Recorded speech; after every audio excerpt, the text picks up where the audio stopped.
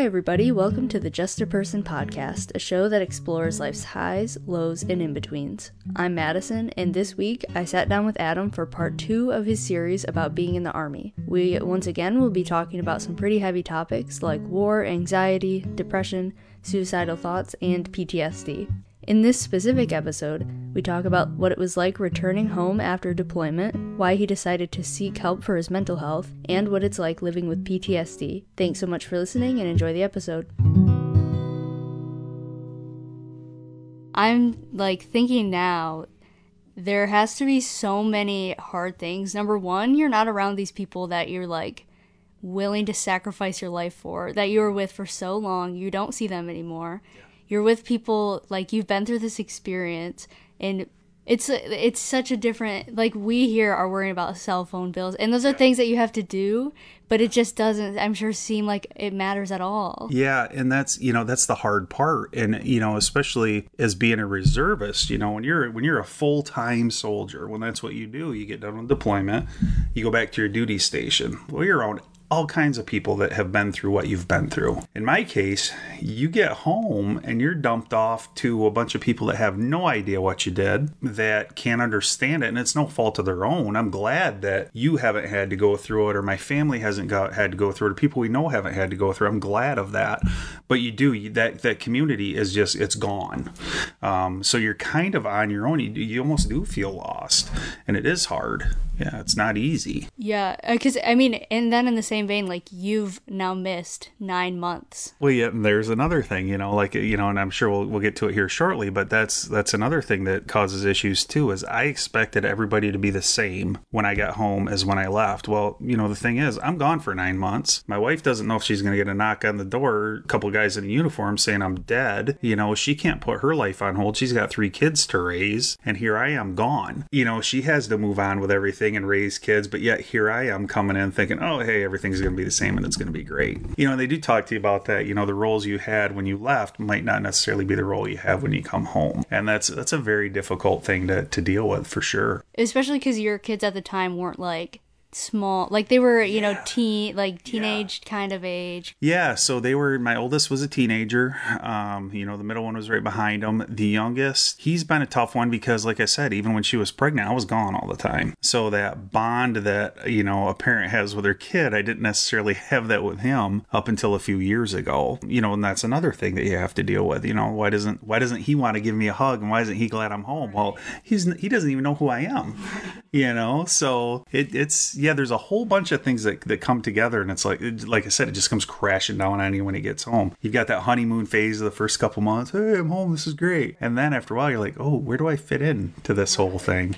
And even, I guess, I don't know, you tell me, but with your Army friends, wherever they're from, they are also going through the same thing. So, that's good, but it kind of seems like the type of thing at first, maybe it doesn't really even make you feel better that they are. No, not really, because like I said, some of them get divorced. Some of them come home, their money's all gone and their wife is gone. I had one guy, he had to leave early because his wife left him and he had 2 kids. He had to go take care of his business. So, did I want to be like them? Absolutely not. Do I love them to death? Absolutely. It's still, to this day, I'd still die for those guys. They're great guys, but, I wanted to kind of do different than them. So while I could talk to them about my experiences, we also had a hard time relating to each other. It was a tough time.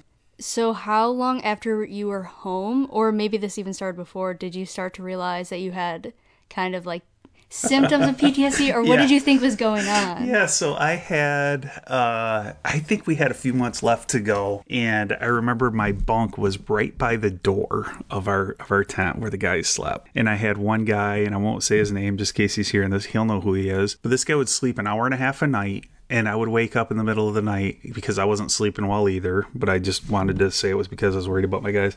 I'd see this guy just pacing all night long, just pacing up and down. Had another guy that would scream in his sleep. Had another guy that if there was 26 hours in the day, he would sleep 27 of it.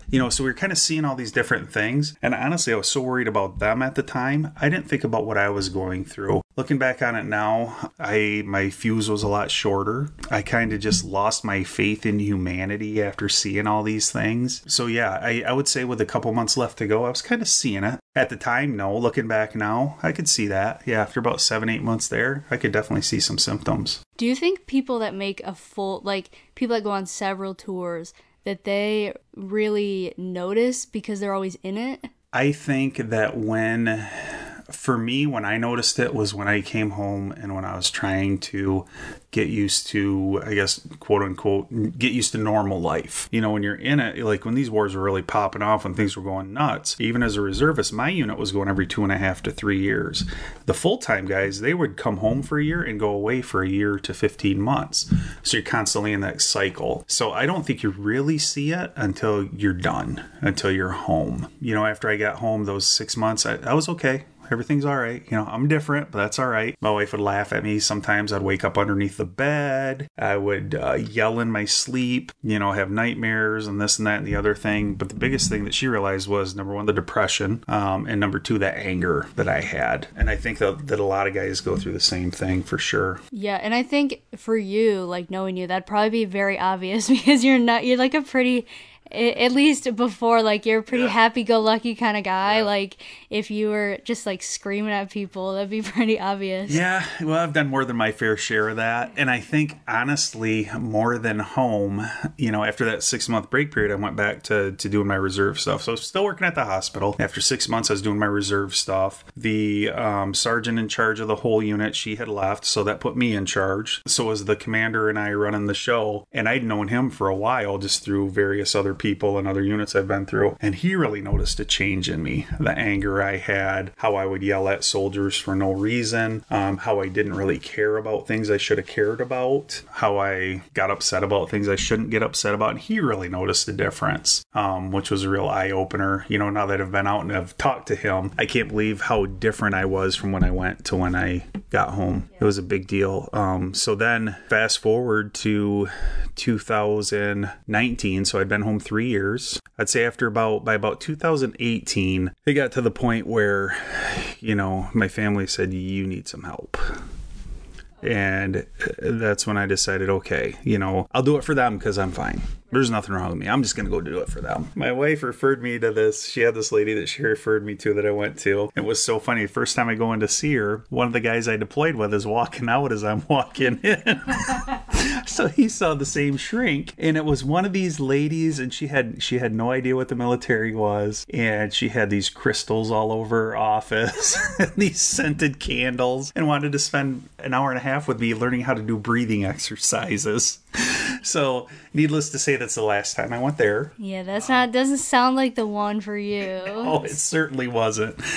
So then after that, you know, things just started going downhill. I was drinking a lot. Just, you know, being a terrible person, quite honestly. Just, I mean, for lack of a better, you know, word, is just a horrible person. And then so I decided, okay, well, I'm going to go to the VA and get signed up with those guys. So went to the VA and then started seeing the mental health people there. And I would say after about 6 months of talking to those people and having different appointments with different psychologists and stuff, they're like, dude, you got PTSD. And I told them, yeah, you're lying. I'm fine. You know, I kept thinking, well, you know, if I don't do something, if I don't get treatment, I'm probably going to be divorced.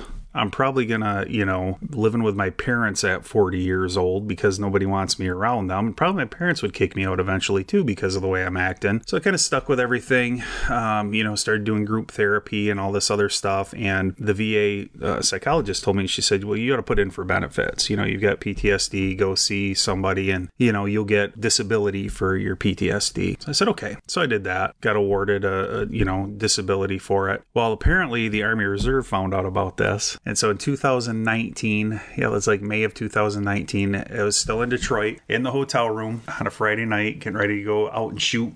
We'd go out to the range in Battle Creek and shoot a few times a year. I was getting ready to shoot, and my commander called me and he says, hey, he says, the Army decided that you need to go. You're done because of your mental health issues. And so from that point on, that's when the whole process started with the Army deciding that I wasn't fit to be a soldier anymore. Which, you know, as you're dealing with all this other crap, you know, at home and you're just not okay. Now, the one thing you wanted to do, I always wanted to be a soldier, even as a little kid, you know, so now that's gone. You're done. bye. So, as I didn't quite hit rock bottom. I was still slipping, but I still had that Army thing going on. Now that's gone. Now what do we do? And that was on my birthday in 2020 that I finally got my papers that said, you are medically retired, you're done. That was hard. That was almost as hard as coming home from the war. I'm just trying to think, like, I had this, a different girl on here, she'll be on later in the season, but her dad was in the Marines. Yeah. And so she was always she's said several times, like, her dad was just, like, a very tough guy. Yeah. Like, that's the thing you put on. So, because you have to be to get through that, right? Yeah, so. But then it's kind of counterproductive with the fact that when you come home, you've seen all these things and, like, you need help. Yeah, and it's hard to ask for. I mean, for me, it took my wife telling me, you need to get help or I'm gone. Because I would throw things, I would yell, I would holler, I would drink till I passed out because I couldn't sleep, and it was either get help or go away. And so, it does sometimes take that ultimatum for you to get help. At the time, I'm like, oh, geez, this sucks. Now I'm glad that she did that. I'm glad she said what she said. But yeah, it is hard to ask for help. And then, especially in the military, you come home, they're like, oh, if you're feeling this way or this way, get help and it won't affect your career. I went and got help and they told me I wasn't any good for them and go away. So that stung. Looking back on it, it was the best thing. It was the best thing for me and the Army. But yeah, at the time, it really, really hurt. So I wouldn't say it pushed me over the edge, but it certainly didn't help my mental health. Did you find that a lot of people that you knew from the Army didn't go seek help, or is there, like, a reason that people don't seem to do that? I think we got to the point, I don't know, I'm not going to blow smoke up my own backside and say it was because of me that a lot of them asked for help, but I kept harping on them, if you do need help, go get it. Go get help. It's okay. Go get help. It's okay. And I think, that's one of the reasons too where I went and got help. I'm like, I'm telling all these guys to get help. I need it just as bad as they do, so let's go get it. And yeah, a lot of them did.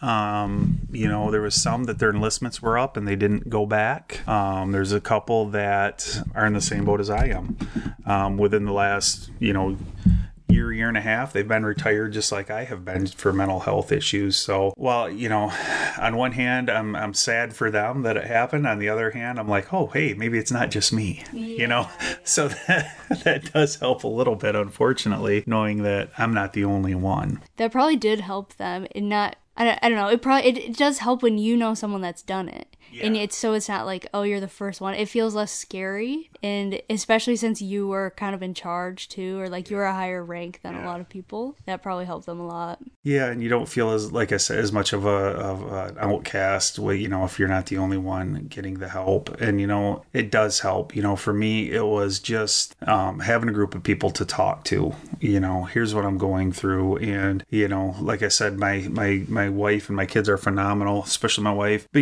she hasn't been there and she admits that. So still every Friday at 8:30 in the morning, over at the VA, we sit in a circle and we just talk, and that does help. But yeah, I always thought that a person with PTSD was one of those people that's always looking over their shoulders and like paranoid. Yeah, always scared and shaky and paranoid. While that does happen to me sometimes, for me it's the depression. Mm-hmm. It was that what I did over there. I helped a lot of people. And that's another thing that gets me too is a lot of the majority, actually all the people I helped were foreign nationals. They live in another country. So did some of the people that I didn't know if they were going to make it or not, did they make it? That always weighs on your mind. Did I do good enough? But yeah, for me, it's not like I said, the being jumpy and, sweating and throwing a fit when I'm in traffic. It's the depression of, hey, I did something awesome and now I'm here worried about cell phone bills and, worried about my 401k. And, when I'm coming from a place where I didn't know if I was going to make it till next week, and that's,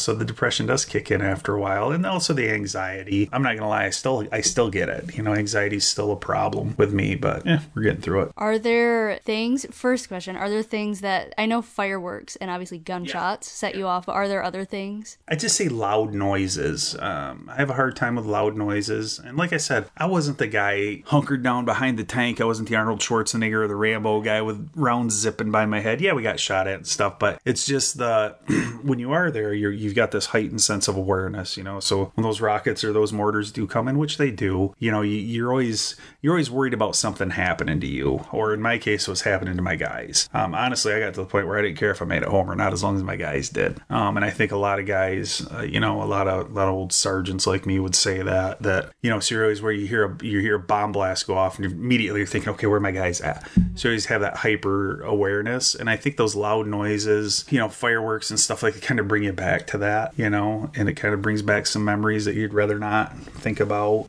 Okay, so that's what's going, like, you're thinking, are you, like, feeling afraid, or is it just, you're just getting the memories back? I'm worried about, when I hear a firework going off, I'm worried, okay, where are the kids at? Where's Jamie at? Where are the dogs at? I'm worried about everything else. Then I'll worry about me later, but that's the first thing I worry about is, okay, is everybody all right? Where's everybody at?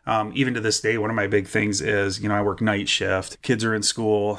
My wife goes to the office a couple times a week. I'll wake up sometimes by myself, and I've got to start making phone calls, finding out where everybody's at. That's a little thing that I don't think I'll ever get rid of. I have to, because I wake up in that panic state because, when I do finally get to sleep, which is rare, where I get a good sleep, those things are rolling through my mind and those old memories come back. So when I wake up, all of a sudden there's nobody there. Oh my gosh, where's everybody at? Is everybody okay? So when you have that, like let's say a firework, because I know you typically try to work on the 4th of July so you don't hear it, but let's say you did hear that. You're immediately like, okay, where is everybody? Yeah. And then you kind of snap out of it. You're like, oh, it's a firework? Or do you just kind of stay in that? I stay in that for a long time. Once I know where everybody's at, then I'm still worried about everything else. Are they going to be okay? And is that just a firework? Or is there somebody shooting a gun, And so you're always thinking, the worst case scenario. So I tend to try to avoid that as much as possible. Now, on the other hand, if somebody's shooting off fireworks, do I get ticked off about it? Absolutely not.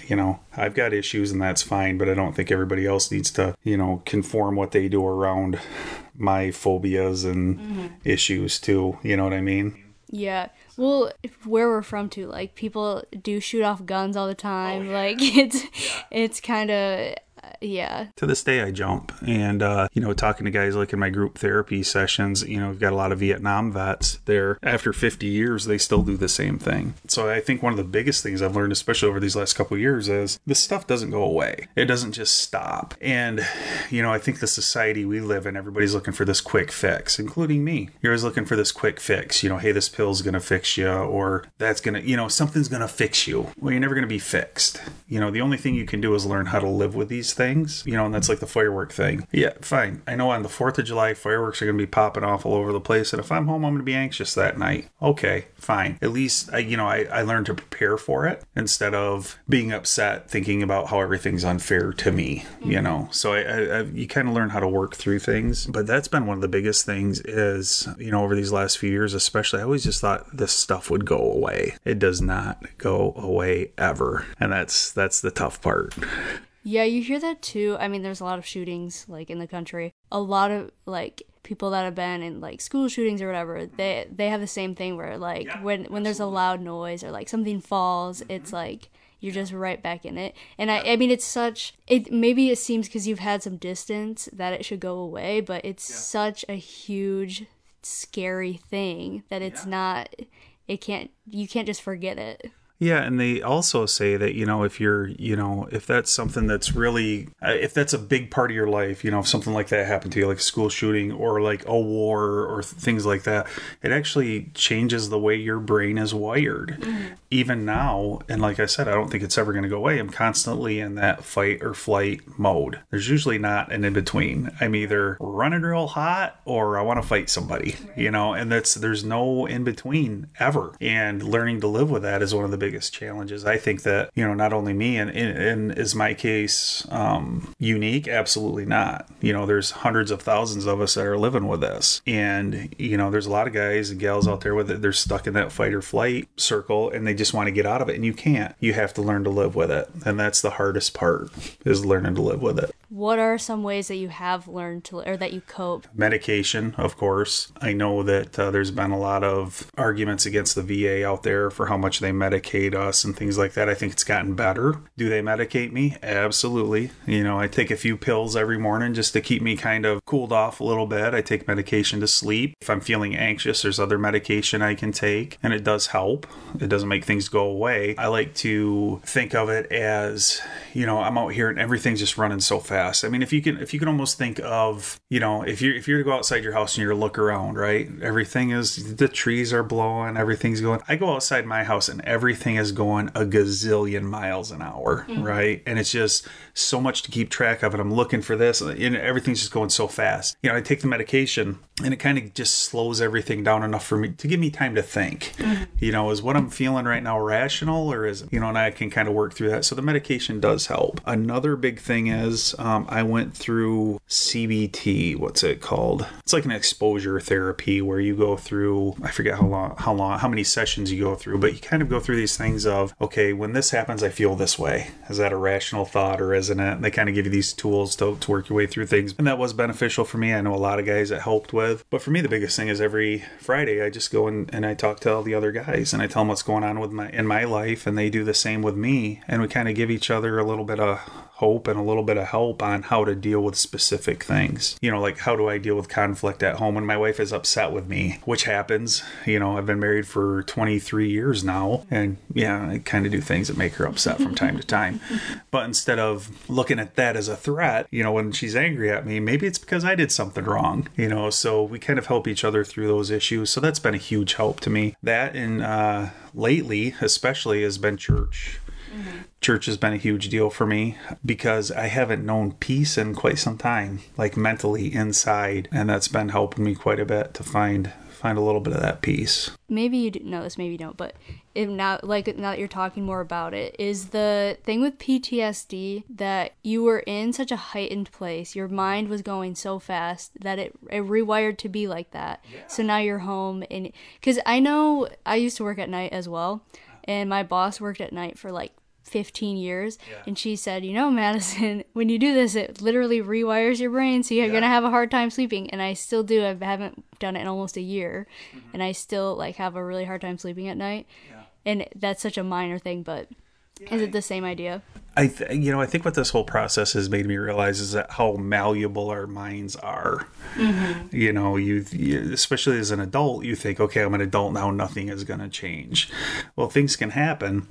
And like I said, my case isn't anywhere near unique, you know, and like you said, it could be somebody that experienced a trauma out here. Doesn't have to necessarily mean, you know, they're a soldier that, you know, has been to a war zone or whatever. It can be anybody. You know, I think what I've realized is your brain is so malleable that something happens to you that's so significant that it just doesn't go away. And like I said, I think we live in a society where it's like, oh, I'll pop this pill, I'll be fine, or this is going to go away. And I think what we need to realize, especially with mental trauma, is, which I hate saying that. I've hated saying that. I finally started using that for my own self recently. But I think with any kind of mental or emotional trauma, is that you are different. I remember sitting there one Friday, and it was just a bad week. I've had moments where I've decided I don't want to make it till tomorrow. I'm done. I quit. You know, I just want to die. And which again isn't uncommon. I get, you know, I sit there with those guys and they said, you know what? It's okay to be the way you are, because you do think you're out here and you think you're a pariah because you're so different than everybody else. You try to put on this face of, hey, everything's great, when inside you're just like, screw this. I hate everything. And so if you're just for somebody to say, you know what? I get that you're feeling this way. It's okay. That's all I needed somebody to tell me was it's okay. I think that's the biggest thing with like the church thing. I started going to this different church, and I remember the first thing they said, and like just a bunch of people, right, at a church, and even the pastor, the guy running the church, says, it's okay to be where you're at. If you're a screwed up mess, that's okay. And to hear that is a huge thing. You know, for anybody else, it's like, yeah, whatever. For people like me, it's like, well, you know what? Maybe I am okay. And it's, yeah, it was a big deal to hear that. And it takes a long time to get to that place where you're like, I'm different. My brain's not wired right. Okay. You know, let's get through today. Yeah. Yeah. The power of people just not making you feel bad for who you are when like there's nothing you can do about it. Well, and I think we're our own biggest critics too. You know, I don't have a family that sits there and tells me that they don't like who I am now. My family doesn't sit there and say, we wish you were this way or we wish you were that way. They accept me for who I am, which is a lot more than other people have. I get that. I've been very lucky. But to be able to say that to yourself, that takes a long time to get there. Yeah. A long time to get there. And there's people out there struggling for whatever reason. But if they get to the point where they can say, you know, you go to therapy for 50 years, I don't care. If you get to the point where you can say, maybe not everybody else thinks I'm okay, maybe I'm not okay, but that's all right. Let's just deal with who I am. Let's get people around me to accept me for who I am. That's the biggest thing you can do. We now have someone else in the mix that was in the National Guard. Yeah.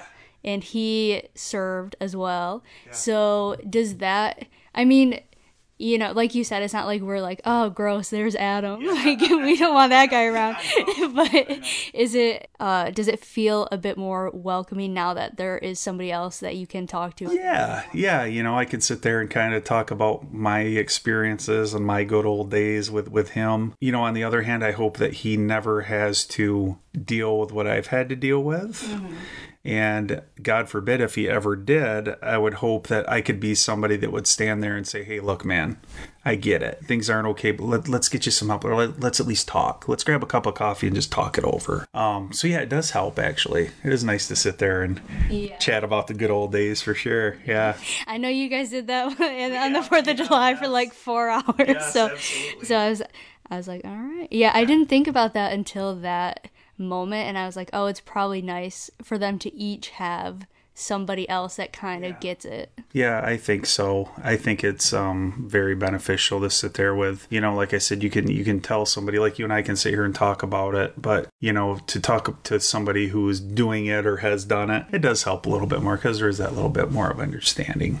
What would be your advice then to people? It's so tough because even if you're where you're at right now, there's so, you know, you probably feel like you still have more that you want to do. Yeah. So I guess anyone really at any stage of this process. You know, I'll go with the generic saying that I've heard from a lot of people, and then I'll tell you what I think. But, you know, I listen to a lot of podcasts. I listen to a lot of people that, you know, have been where I'm at, and they all say find a purpose. And that is a big thing. Honestly, I'm still looking for mine. And again, that's okay. But I would say the biggest thing is it would be to find some help. You know, there's going to be days where you're hopeless. I still have those days. I have days where I don't want to get off the couch. I have days where I think about, you know, maybe tomorrow's not worth it. But what I've learned is to say, okay, maybe tomorrow's not worth it. But what am I going to do in this next 10 minutes? I get through those 10 minutes. Hey, you made it through those 10 minutes. What are you going to do for this next hour? And you just kind of work your way through your days. And a lot of times you wake up the next day, you're like, okay, I'm all right now.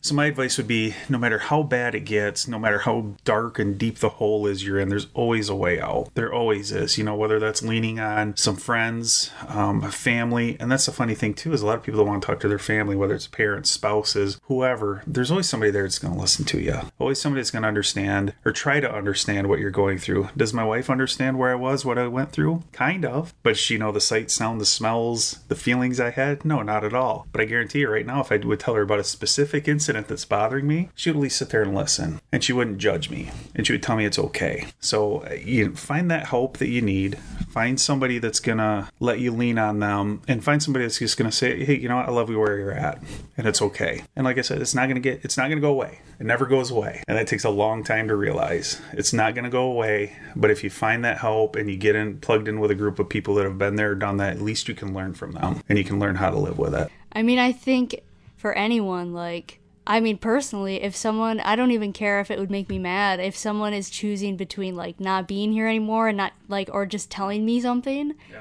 I don't care how mad it makes me. Just tell me, like, I would rather have that. You know, my wake-up moment as far as that went, because I have been to those points where in fact, the guns are gone from my house. You know, there's a lot of things I've done to where it's like, okay, if I did want to hurt myself, at least I can't use this or that. But I guess the thing that's always stopped me, and hopefully forever will continue to stop me, is even at my worst day, when I'm feeling awful, and I don't think there's any way out of that day. I don't think there's any way out of the way I'm feeling. Would I want the people I love to feel how I'm feeling now?